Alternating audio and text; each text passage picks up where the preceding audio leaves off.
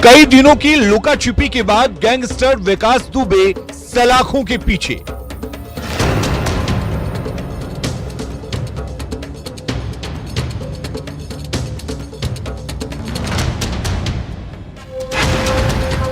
कानपुर के क्रिमिनल ने उज्जैन में टेके घुटने। कानपुर वाला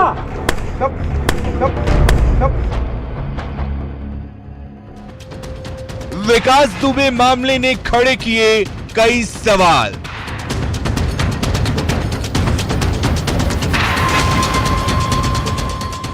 क्या इतनी जघन्य वारदात के बाद अब खुलेंगी हमारे सिस्टम की आंखें?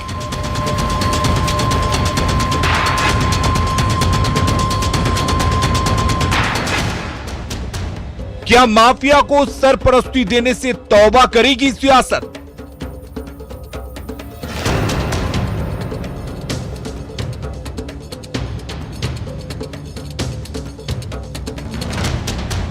गैंगस्टर के पीछे खड़े होने वाली जातीय पंचायतों की बदलेगी सोच।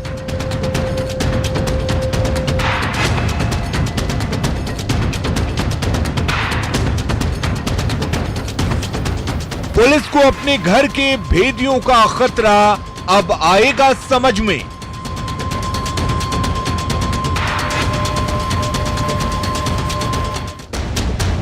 समाज और सिस्टम की अगर नहीं बदलेगी सोच तो पैदा होते रहेंगे कई विकास दुबे।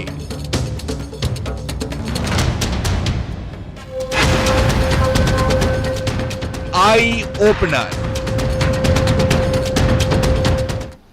नमस्कार, बहुत स्वागत है आपका। प्राइम डिबेट देख रहे हैं आप, आपके साथ मैं जेपी शर्मा। पिछले कई दिनों से यूपी पुलिस की आंख के किरकिरी बना हुआ विकास दुबे आज उज्जैन में महाकाल मंदिर में पकड़ा गया। उसकी गिरफ्तारी को लेकर कई बातें सामने आ रही हैं, जिसमें एनकाउंटर के डर से उसके खुद चिल्ला कर अपनी पहचान उजागर करने की बात भी है, तो स्थानीय सिक्योरिटी द्वारा उसको पहचान लिए जाने और धर दबोचने का भी दावा है।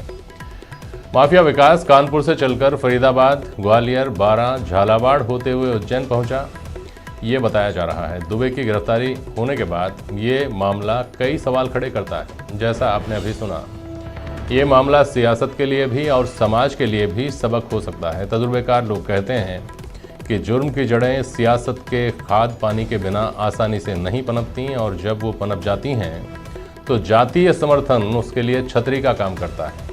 ये भी माना जाता रहा है कि पुलिस पर कोई दबाव ना हो और पुलिस किसी मुलजिम को निशाने पर ले ले तो उसका बचना नामुमकिन है, बशर्ते खाकी में कोई उनका ही भेदिया ना छुपा बैठा हो। तो आज विकास दुबे मामले के जो सबक हैं उन पर इन सवालों के जरिए चर्चा करेंगे प्राइम डिबेट में कि पुलिस के लिए क्या सीख, क्या सबक लेकर आया है विकास दुबे का ये पूरा मामला।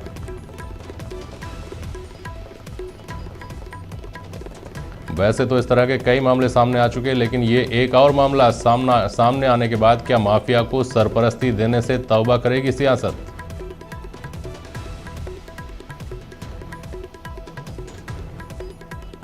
और जातीय महिमा मंडन और सियासत से अगर ऊपर उठ जाए तो इस तरह के गैंगस्टर्स को, इस तरह के गुंडों को कैसे ठिकाने लगाया जा सकता है?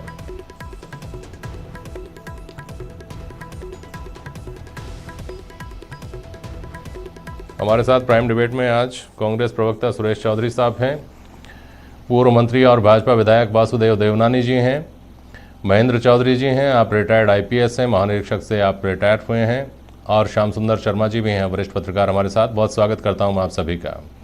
सुरेश चौधरी जी, ये सवाल भाजपा की तरफ से उठाया जा रहा है, जो खुद सवालों के घेरे में है आपकी पार्टी के उत्तर प्रदेश में। वहाँ आप सवाल उठा रहे हैं, यहाँ वो सवाल उठा रहे हैं कि विकास दुबे बारां और झालावाड़ होते हुए उज्जैन निकल गया, हमारा इंटेलिजेंस क्या कर रहा था? सुरेश चौधरी जी।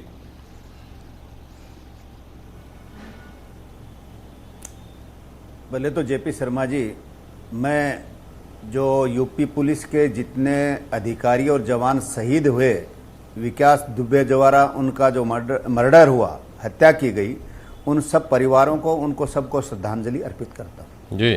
दूसरी बात, भाजपा को कटघरे में खड़ा करना तो ये भूल जाएं। यूपी की सरकार और ये कह रही है कि हमने गुंडागर्दी खत्म कर दी समाजवादी पार्टी द्वारा, बहुजन द्वारा, क्योंकि हम तो सत्ता में है नहीं वहां, काफी दिनों से नहीं है वहां। तो इनकी सरकार चल रही थी, गुंडागर्दी खत्म कर दी थी, ऐसे गैंगस्टर खत्म कर दिए थे, और उसकी ये हिम्मत कि वो रास्ते में जेसीबी लगाकर इतने लोगों की हत्या कर दे, और उसके बाद में वहां से चल के वो हरियाणा चला गया। आप कह रहे हैं कि राजस्थान के 12 और झालावाड़ के मार्ग से वो मध्य प्रदेश चला गया, और मध्य प्रदेश में उसने नाम बताया और उसके बाद में उसको गिरफ्तार किया गया। मैं ये कहता हूं कि यूपी गवर्नमेंट पूरी फेलियर है। महाकाल में वहां उसको वो इसलिए गया कि वहां उसका इनके प्लान थी, सारा समर्पण था, समर्पण करने का उसका तरीका था। ऐसी फेल होने के बाद में मैं कह रहा हूं कि राजस्थान सरकार को क्या पता कि यहां से क्या जाना है? क्या राजस्थान सरकार को यूपी सरकार ने बोला था कि वो यहां आ रहे हैं? चाक चौबंद किया था। चाक चौबंद करने के बाद में यहां की सरकार को सूचना देने के बाद में अगर फिर कोई राजस्थान पुलिस से गलती होती, मैं भी स्वीकार करता कि राजस्थान पुलिस से कोई गलती हुई या राजस्थान पुलिस की कोई कमजोरी रही, बीमारी खुद की। वासुदेव देवनानी साहब, ठीक है सुरेश जी, प्रशासन वासुदेव देवनानी साहब कि वहां सुरेश चौधरी जी राजस्थान पुलिस के इंटेलिजेंस सिस्टम को इस आधार पर क्लीन चिट दे रहे हैं कि पहले से यूपी की पुलिस जहां भाजपा का राज है, वो फिर फरीदाबाद आया, हरियाणा जहां भाजपा का राज है, और मध्य प्रदेश पहुंच गया जहां भाजपा का राज है। तो जब इन तीनों पर सवालों के घेरे हैं तो फिर राजस्थान की ही क्या बात? वासुदेव देवनानी जी, मैं सबसे पहले तो यूपी और मध्य प्रदेश दोनों जगह भाजपा की सरकार है, उनको बधाई दूंगा, धन्यवाद दूंगा, जिन्होंने इस चंद दिनों में ही इस दुबे को जेल की सींचों के लिए पकड़ लिया। यहाँ राजस्थान की हालत ये करें, इनको किस मुंह से करें? अपने गिरेबान में तो देखें। क्या इनको वो दिन याद नहीं है 6 सितंबर 2019 जिन अलवर जिले के बहरोड के हवालात में किस तरह से पपड़ा और विक्रम गुर्जर को किस तरह लोग छुड़ा के ले गए, यहां तक अंदर लॉक में था, उससे फायरिंग करते हुए फिल्मी स्टाइल में भगा के ले गए, और आज तक उसका कहीं कोई पता ठिकाना नहीं। यानी अपने फेलियर ये देख नहीं रहे, और जो वहां की दोनों सरकारों ने उसको पकड़ लिया और एनकाउंटर पे उसके पहले उसके 2 साथियों को उन्होंने ऊपर पहुंचा दिया। यानी ये तो वहां की सराहना करना दूर रहा, यूपी की हालत जिस प्रकार पहले थे उसकी, जब एसपी बीएसपी की सरकारें थी या कांग्रेस के समर्थन की थी, और आज राजस्थान के अंदर चूंकि कोई गृह मंत्री फुल टाइम नहीं है, मुख्यमंत्री के बाद वो विभाग है। आप एक एक घटना करें, अभी क्यों भूल रहे? चूरू जिले के ईमानदार सीआई ने किस प्रकार से आत्महत्या की है, और उसने स्पष्ट सुसाइड नोट में लिखा है कि उसके ऊपर राजनीतिक दबाव थे। यानी राजस्थान सरकार की बात कर रहे हैं यहाँ की पुलिस। आप पहले ये बताओ, हरियाणा में गए, हरियाणा की सरकार ने पकड़ा, गृह मंत्री नाम की हरियाणा की सरकार ने पकड़ा, या तो इनके पास कोई योग्य आदमी नहीं है, और तीसरी जगह गहराई से जाएंगे तो क्या इनके जो मंत्री है प्रसाद लाल जी सूचना नहीं दी? खुद जो है राजस्थान के मुख्यमंत्री को, गृह मंत्री को, राजस्थान के डीजी को सूचना नहीं दी? सूचना दी हो तो बताएं। आप क्या बात कर रहे हैं? आप सारी सफेद झूठ फालतू की बात कर रहे हैं। आप विकास दुबे की घटना को, जो बीजेपी की सरकार उत्तर प्रदेश की फैल है, उस घटना को राजस्थान सरकार पे घुमा रहे। राजस्थान के मुख्यमंत्री, राजस्थान के गृह मंत्री के रूप में राजस्थान में प्रशासन की व्यवस्था जितनी चाक चौबंद है, राजस्थान की पुलिस जिस तरीके से काम कर रही है, जितना गुंडों में भय है राजस्थान पुलिस का, वहां देश के किसी भी कोने में राजस्थान की पुलिस का मुकाबला नहीं होता। राजस्थान की पुलिस ठीक है, बहुत बढ़िया, आप दोनों एक साथ चुप हो गए। लेकिन एक बात समझ लीजिए सुरेश चौधरी साहब, पपला गुर्जर के मामले में कोई संतोषजनक जवाब आप नहीं दे पाएंगे सुरेश चौधरी साहब, और वासुदेव देवनानी जी के पास शायद ही सवाल का जवाब हो कि जब आनंद पाल का जब तक एनकाउंटर नहीं हुआ था और वो फरार था, तब जब भी आनंद पाल के बारे में सवाल किए जाते थे तो यही जवाब मिलता था कि हमारे पास कोई जादू की छड़ी नहीं है। गुलाब चंद कटारिया साहब के खुद के बयान रहे हैं ये। लेकिन सवाल दरअसल इस जगह आकर ठहरता है कि क्या हमारा इंटेलिजेंस सिस्टम है वो मजबूत है, मुस्तैद है। बात केवल राजस्थान की नहीं है और बात केवल किसी एक सरकार के कार्यकाल की भी नहीं है। महेंद्र चौधरी साहब, आप मुझे सुन पा रहे होंगे, थोड़ा सा फ्लैशबैक में जाएं। दिल्ली तो सबकी है ना, पूरे हिंदुस्तान की है, वहां तो पूरा हिंदुस्तान ही वहां से चलता है।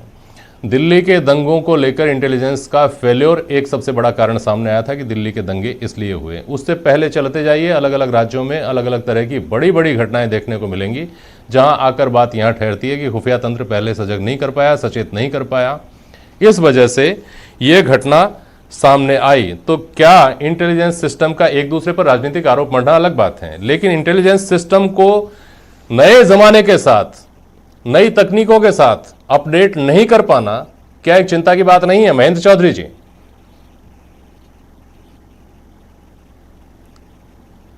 शर्मा साहब, इस सारा घटनाक्रम जो विकास दुबे का हुआ है, ये आज इस विश्लेषण को करने की समय नहीं है कि कहाँ किस पार्टी की सरकार है, किसने क्या किया क्या नहीं किया, फलां केस में क्या हुआ, फलां केस में क्या हुआ।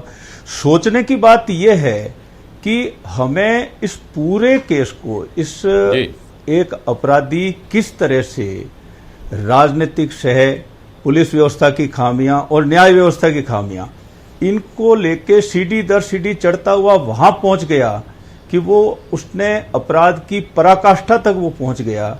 इसमें इस सारी चीजों को हमें एक समय आ गया है कि हम अपने अंतर मन में पुलिस भी झांक के देखे, राजनीतिक नेतृत्व भी झांक के देखे और न्यायिक व्यवस्था भी झांक के देखे। इंटेलिजेंस फेल्योर के कई केस होते हैं, अब उसमें कौन कहां जिम्मेदार था, कैसे जिम्मेदार था, ये तो प्रत्येक केस की हम इंक्वायरी करते हैं, जांच करते हैं, जांच पड़ताल करते हैं, उसमें कमियां सामने आ जाएगी। लेकिन ये कमियों की छिछालेदारी करने का समय नहीं है, ये कमियों में सुधार करने के लिए हमें आत्मविश्लेषण करने की जरूरत है, क्योंकि इस विकास दुबे का पूरा केस है वो केवल एक समाज के एक व्यवस्था को इंगित करेंगे, साथ कमियां यहां है, इस पार्टी की सरकार में कमियां हैं या उस पार्टी की सरकार में कमियां हैं। मैं ये मानता हूं कि ये सारा तंत्र जो विकास दुबे के पूरे इतिहास को 1980 से लगाकर आज तक के इतिहास को हम देखते हैं, तो किस तरह से वो राजनीति में सीढ़ियां चढ़ा, किस तरह से राजनीतिक नेताओं ने उसे यूज किया, किस तरह से पुलिस तंत्र में जो भ्रष्ट लोग थे उन्होंने यूज किया, और किस तरह से वो न्याय व्यवस्था के चंगुल से बचकर साफ निकल आया। मेरा मानना यह है कि हमें इसको एक टेस्ट केस के रूप में लेके और हमें इस पे पूरा मंथन करना चाहिए और मंथन करके उन कमियों को दूर करना चाहिए। बिल्कुल ठीक है, बिल्कुल ठीक है। श्याम सुंदर शर्मा, आप मुझे सुन पा रहे हैं क्या? श्याम सुंदर शर्मा, हम थोड़ा सा वापस आता हूं, चौधरी साहब आपके पास वापस आता हूं। श्याम सुंदर शर्मा जी, थोड़ा सा और पीछे जाए ना तो हम ये याद कर पाते हैं अच्छी तरह से कि 3 डिजिट के फ़ोन नंबर हुआ करते थे और फ़ोन को सर्वेलेंस पे लिए जाने का तो कोई मामला हमने सुना ही नहीं था कि फ़ोन सर्वेलेंस पे भी लिए जाते हैं। आज फ़ोन सर्वेलेंस पे ले लिए जाते हैं, तमाम तरह की तकनीक है जो पुलिस के पास होनी चाहिए, है नहीं है वो तो खैर चिंता की भी बात है, समीक्षा की भी बात है, लेकिन बहुत सारे साधन हो गए हैं जिससे आप नज़र रख सकते हैं। सर्वेलेंस कैमरों से लेकर सीसीटीवी कैमरों जो आप लगाते हैं शहर में जगह जगह, उनसे लेकर तमाम तरह की दूसरी चीज़ें हैं। लेकिन फ़र्क ये आ गया है कि पहले के दौर में हम किसी पार्टी की, किसी सरकार की, किसी एक प्रदेश की बात कर ही नहीं रहे हैं।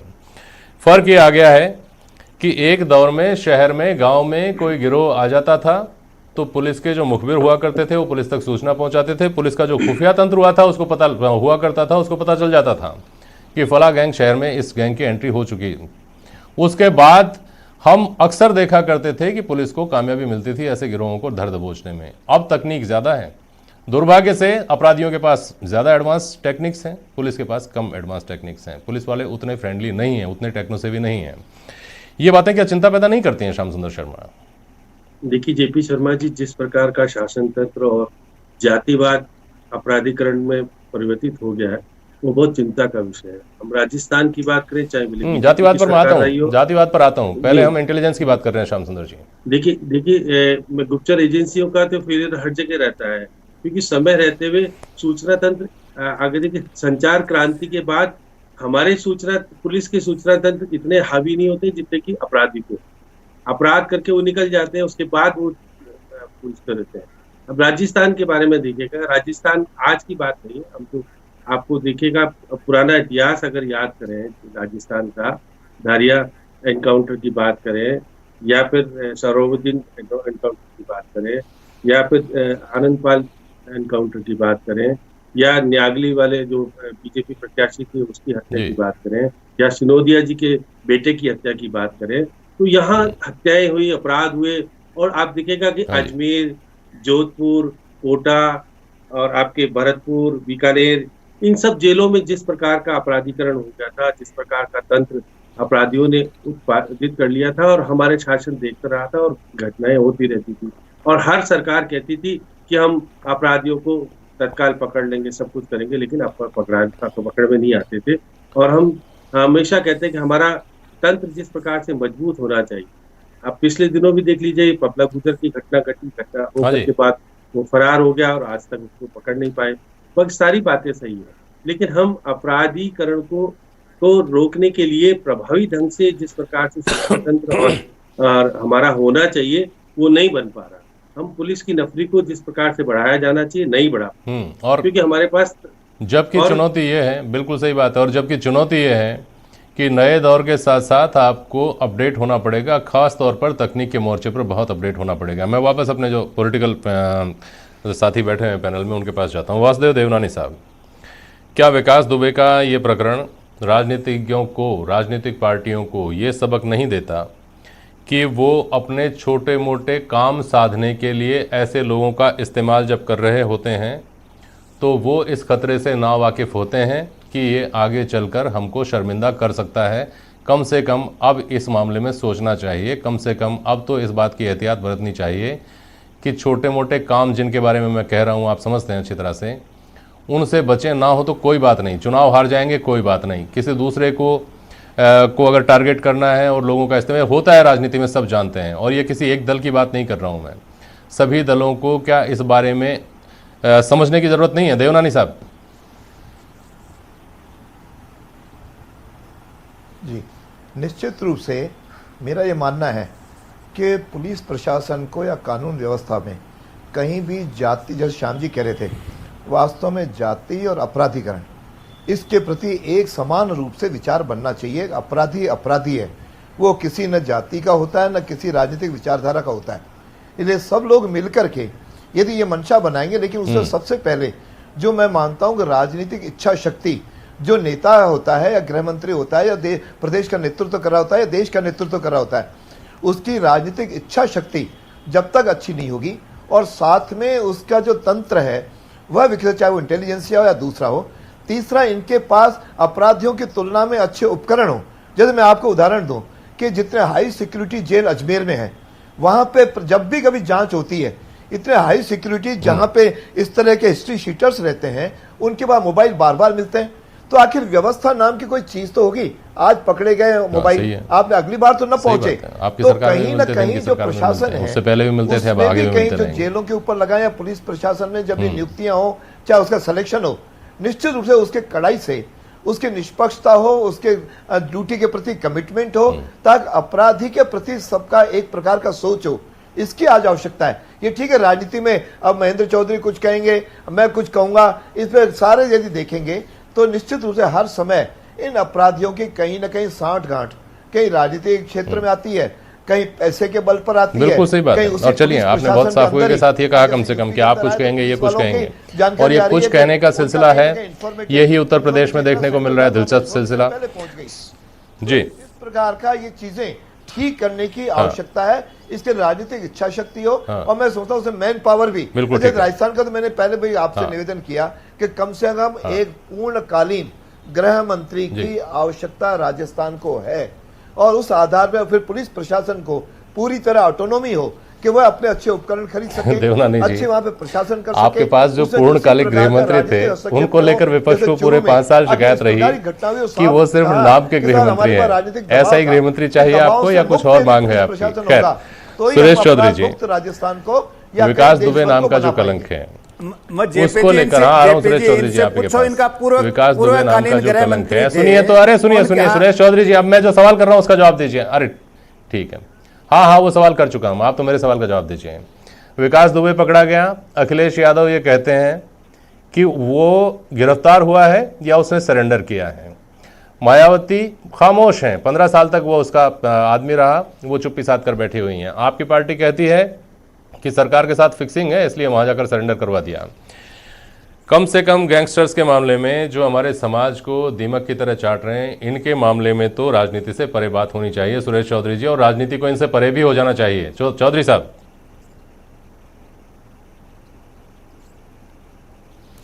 जेपी जी, आप बिल्कुल ठीक कह रहे हैं, मैं आपकी बात से सहमत हूं। पूरे देश के कहीं भी जो भी गैंगस्टर हों, इस तरह की गैंग बना के जो समाज के कीड़े के रूप में या किसी भी प्रदेश में हो, चाहे देश के किसी कोने में हो, ये घटनाएं करने वाले आदमियों को सख्त से सख्त सजा देनी चाहिए। किसी भी पॉलिटिकल पार्टी का इन पे आशीर्वाद नहीं होना चाहिए। ये बात मैं आपकी सहमत हूं, सहज इसको स्वीकार करता हूं। नहीं होना चाहिए। मैं आपकी बात के अंदर ही मैं ये बताना चाहता हूं। बिल्कुल ठीक बात है महेंद्र चौधरी साहब। नहीं, बिल्कुल इनको आशीर्वाद नहीं होना चाहिए, बिल्कुल कतई नहीं होना चाहिए। लेकिन यूपी की सरकार पानी पी पी के राहुल जी क्या कर रही हैं, प्रियंका जी क्या कर रहे हैं, सोनिया जी क्या कर रहे हैं? अरे भाई, तुम प्रशासन चला रहे हो देश और प्रदेश में। उस पर आप पहले सवाल उठा चुके हैं। आपकी व्यवस्थाएं क्या कर रही है? आपकी व्यवस्थाएं क्या कर रही है? उन पे ध्यान नहीं है। अभी डकैतों का जब दौर था श्याम सुंदर शर्मा, तब भी एक बात देखने में आती थी, देवनानी जी कह रहे थे, खास तौर पर धौलपुर में हम देखते थे। मैं श्याम सुंदर जी से सवाल कर रहा हूं, आप सुनिए सुरेश चौधरी साहब। श्याम सुंदर जी, जब डकैतों का दौर था तब भी हम ये सुना करते थे कि जातीय प्रश्रय उनको मिला करता था और वो अपनी जाति का संरक्षण किया करते थे। पिछले कुछ अरसे में कई घटनाएं और कई कुख्यात नाम ऐसे उभरे जिनके पीछे उनका समाज, पता नहीं उनका समाज अलग कैसे है बाकी समाज से, समाज तो सारा एक होता है, उनका समाज उन गुंडों के पीछे खड़ा था। ये कितना मुश्किल करता है समाज का जीना, और ये खासतौर पर सोशल मीडिया ने उन लोगों को हीरो बनाना बहुत आसान कर दिया है। हाथ में बंदूक लेते हैं, फोटो जज्बा करते हैं और युवाओं के लिए हीरो बन जाते हैं। समाज के लोग पीछे खड़े हैं। कैसे लड़ेगा सिस्टम अगर ऐसी स्थितियां रही, ऐसा ही परसेप्शन अगर उन लोगों को लेकर रहा तो? श्याम जी, बहुत संक्षेप में। देखिए जेपी शर्मा जी, जिस प्रकार का वातावरण प्रदेश में हो रहा है, उस पर अपराधी को आइकॉन मानने लगे युवा, ये सबसे बड़ी चिंता का विषय है।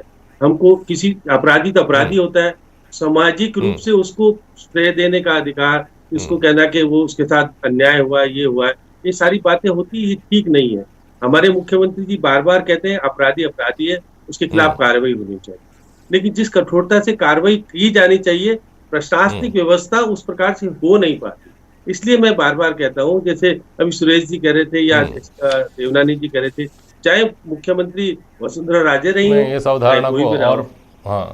और पिछले बाद में की पहले की बात भी की जाए तो ये सारी चीजें बेरू सिंह जी भी हुआ करते थे, हरदेव जोशी भी हुआ करते थे, तो उनकी सिस्टम अपने तरीके मैं महेंद्र चौधरी के पास जा रहा हूं, लेकिन श्याम सुंदर जी, एक बात का ध्यान सभी को रखने की जरूरत है, खासतौर पर हमको, मीडिया को इस बात का ख्याल रखने की जरूरत है। हम अपराधी को क्यों दबंग लिखें, हम अपराधी को क्यों बाहुबली लिखें, माफिया लिखें, डॉन लिखें, गैंगस्टर लिखें, उनको क्यों नहीं लुच्चा लिखें, उनको लफंगा लिखें, उनको गुंडा कहें, तो शायद लोगों के दिमाग में उनकी छवि दूसरी तरह की बनेगी। महेंद्र चौधरी जी, मेरा ये बहुत संक्षेप में आप जवाब दीजिएगा इस सवाल का। कुछ दिनों पहले शायद भूपेंद्र यादव जो भी डीजीपी हैं, इन्होंने कहा, या किसी इनके पूर्ववर्ती जो डीजीपी थे उन्होंने कहा था कि ये बहुत बड़ी चुनौती है पुलिस के सामने कि वो युवाओं का जो रुझान है उसको शिफ्ट करे। युवाओं के दिमाग में अपराधी गैंगस्टर जो हैं वो आइकन बनने के बाद, वो रोल मॉडल बनने के बजाय पुलिस को रोल मॉडल बनाया जाए। कितनी बड़ी चुनौती है ये, महेंद्र चौधरी जी?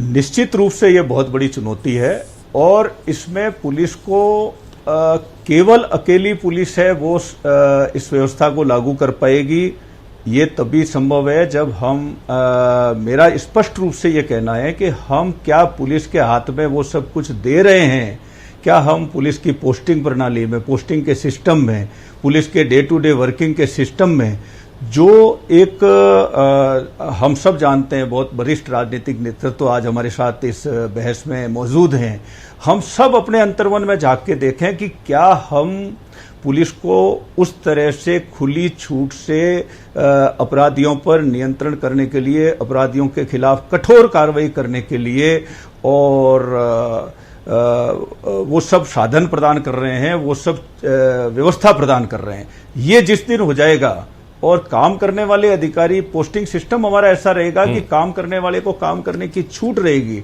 अपराधियों के खिलाफ वो कितनी भी शक्ति बरते। जैसे एक बहुत बड़ा उदाहरण है इसमें, डीवाईएसपी है, डीवाईएसपी ने एसपी को लिखा कि नीचे किस तरह से एक थाना व्यवस्था में सर, समय हो गया। गड़बड़ियां हो रही समय है हो गया, सर। और उस पर कोई एक्शन नहीं हुआ। तो इस सिस्टम को हम कैसे चेंज कर सकते हैं, इस सिस्टम में बदलाव कैसे ला सकते हैं? अगर हम इस केस को एक टेस्ट केस बना के इसमें हाँ, बिल्कुल सही बात है। और वो तभी ला सकते हैं जब हर घटना, विकास दुबे जैसे लोग हर और दोबारा वारदात पैदा नहीं होंगे। हमको जो सबक देकर जाती है, उस सबक को हम ईमानदारी से स्वीकार करने की कोशिश करें। बहुत शुक्रिया आप सभी का आज प्राइम डिबेट में शामिल होने के लिए। आज के लिए बस इतना ही। नमस्कार।